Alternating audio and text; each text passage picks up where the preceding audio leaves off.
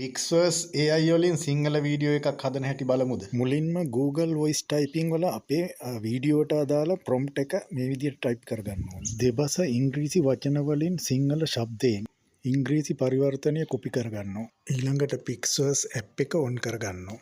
on කරාම මේ වගේ box එකක් මතුවේයි. පහළ තියෙන ධන ලකුණ touch කරලා ෆොටෝ එක select කරගන්න.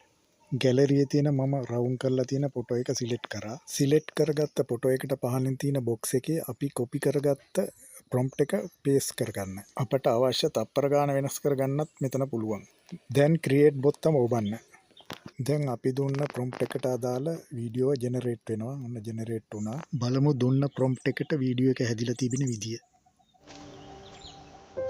අපි බලය දුන්නේ තමන්ට අවශ්‍ය දේ විතර කරන්න නෙවෙයි. මේක මම හින්දි භාෂාවෙන් කරපු එකක්. लाइन में आ जाओ, एप्पल का बन जाओ, एप्पल का वो हीरो बन